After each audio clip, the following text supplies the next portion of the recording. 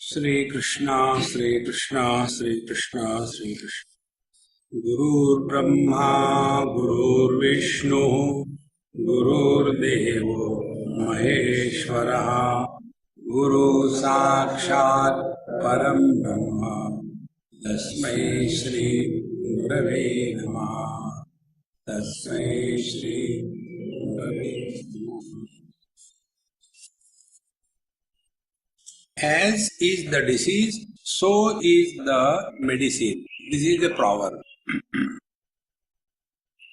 If somebody has a notion, I have this disease, simply telling him, no, you don't have any disease, he will never agree. Exactly the same way, there is nothing like mind. If this is said, we will not agree. Then, initially, we accept, yes, there is mind. And when you accept something, then you have to work for that. So how the mind expresses in us? Mind expresses in us as desire, and the desire becomes the force which makes us into tremendous activities of life. So we cannot but think that we have to do something, do something, do something. The other day I probably told you a story. There was a seeker who was of this type. Always he wanted to do something. So he approached a Mahatma and he was told that why are you struggling in life? You are Paramatma yourself. Just be aware of your own divinity. That's all. Because you are divine. There is nothing you should struggle in life. He said, okay sir, and went away. This Mahatma doesn't know anything. Me and divine, I know what I am. He doesn't know, therefore he is telling me that I am a great master or divine reality. Then he went for Guru shopping. And he approached another Guru Maharaj. And after approaching, he told, I went to such and such Mahatma, and I don't think he knows anything. Really? Yes, he told me I am divine, Tattvamasi. Is it possible? Without doing sadhana, how can I realize God? I had to do sadhana. And he told me straight away, you are divine, only be aware. I don't think he knows anything.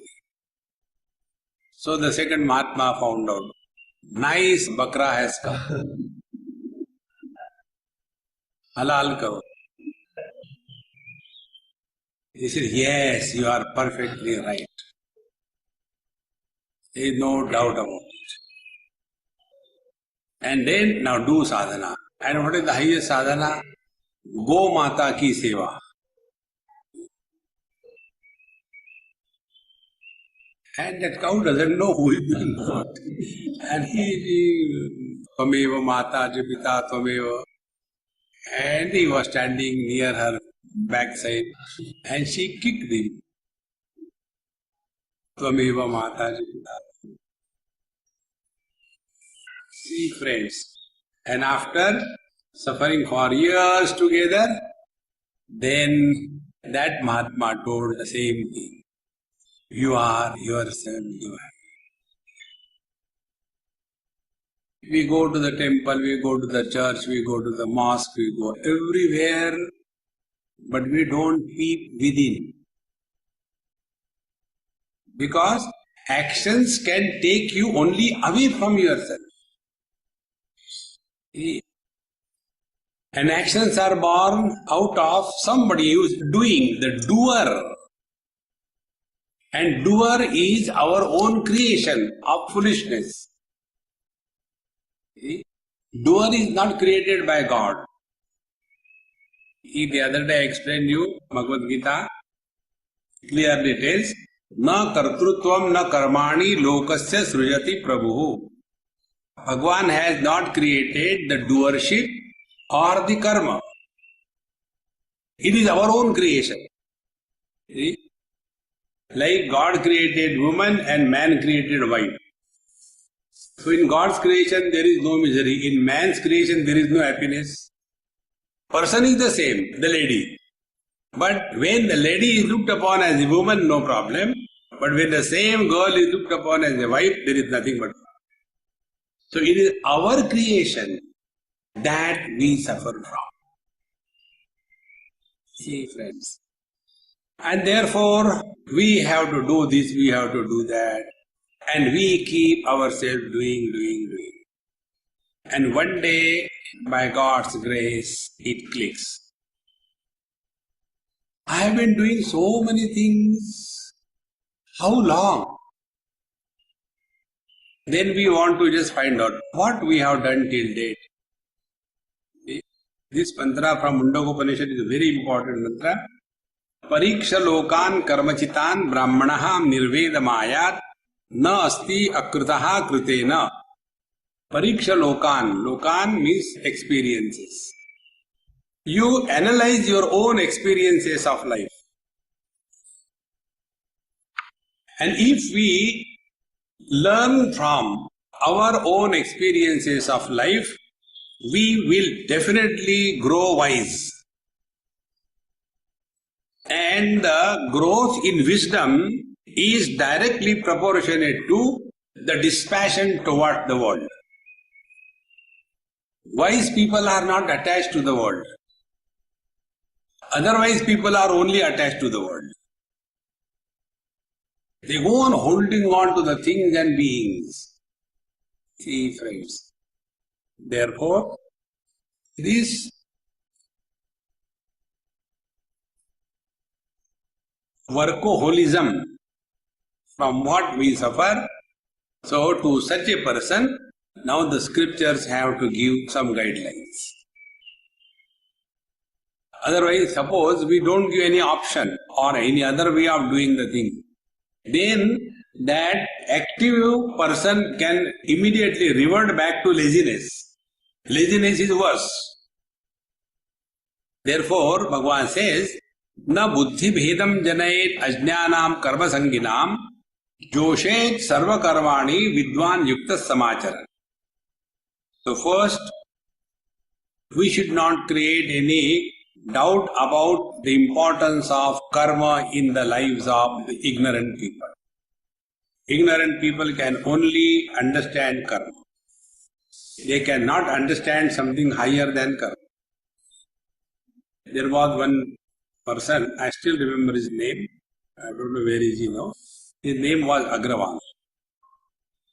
And I was, conducting a course. And there were about 30-40 students.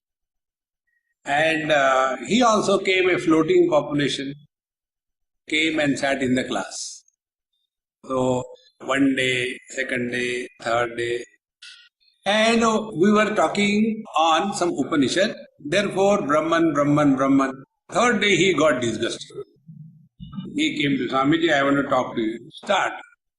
No, in my room. I said, I don't allow anybody in my room. Talk here only. See, you have been talking all the day and night on Brahman. Don't struggle, Swamiji. We agree we are Brahman. Relax. What can you talk to such a fool? Then he said, by the study nothing will happen. You have to work hard. See the laborers, how they are working. I said, okay, we can have a deal. You go to the laborers and tell even one of them, come and sit in the class and we will exchange, swap one student for the work and that labor will come for the studies. Oh, I can do that. I said, go. And then he went. He said, you are working whole day in such a terrible heat and hard work. Why don't you go and sit comfortably and study? Every laborer told, are you mad or what? Study. We will do 2 hours extra work. We can't study. Be very attentive.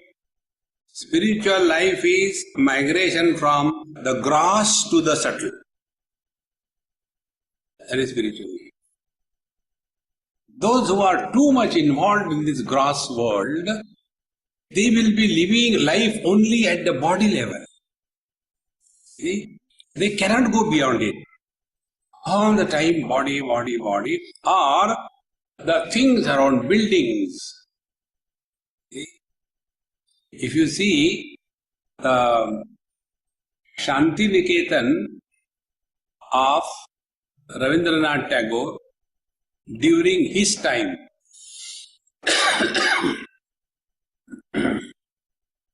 it was only thatch rooms.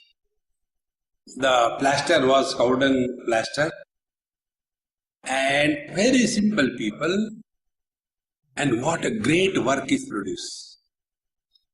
Now you go there, all buildings, cement, cement, cement. Nothing has come out of that institution since then. Because we mistake.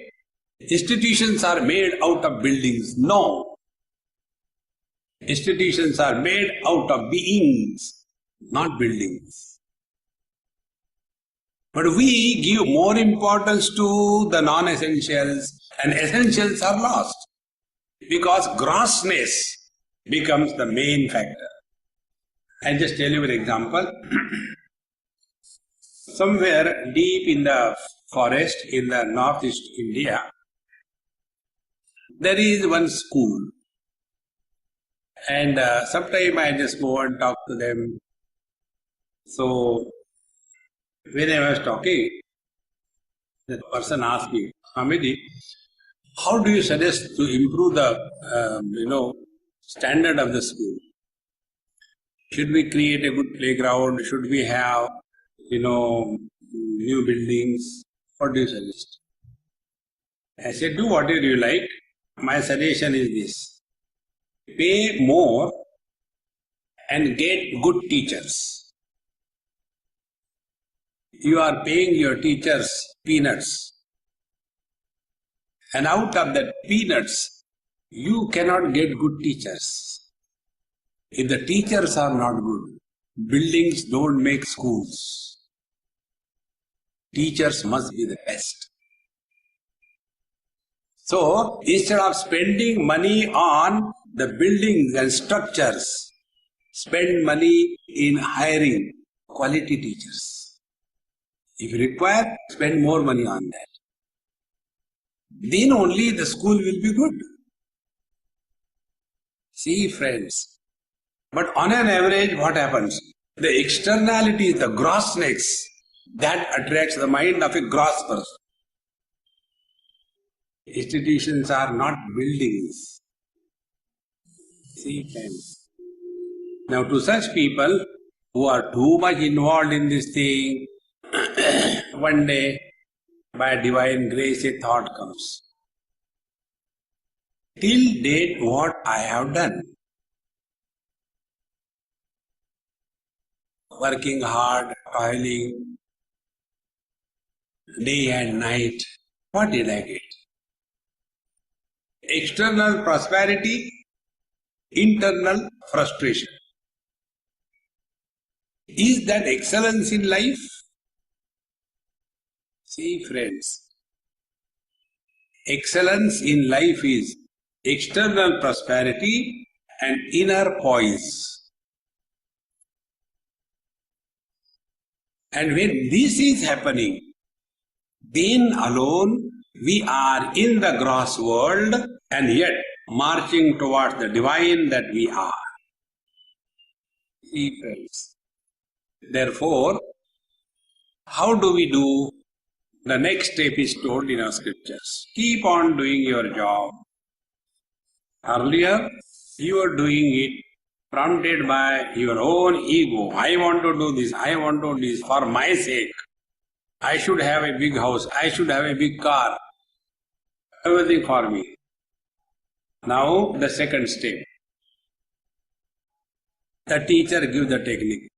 Ishwararpitam nechaya kritam chitta shodhakam mukti sadhanam. These are the two techniques given. First, we all have been working for ourselves. What will I get? We know the result. No experiment is required. This is what is called as pariksha lokan karmachitan.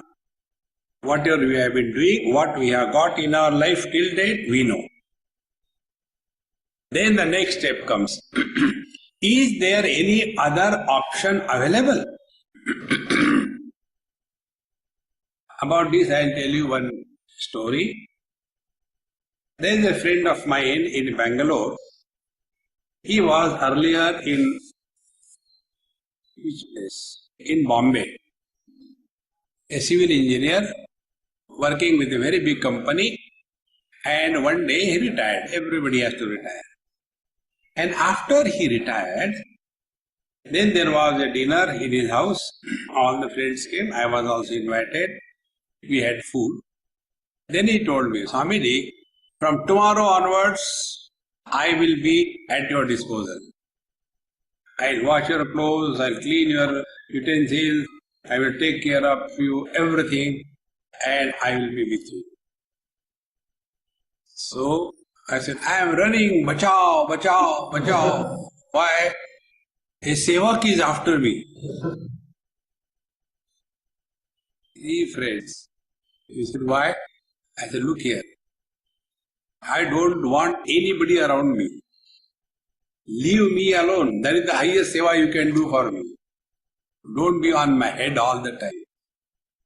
No, but really I want to do everything for you.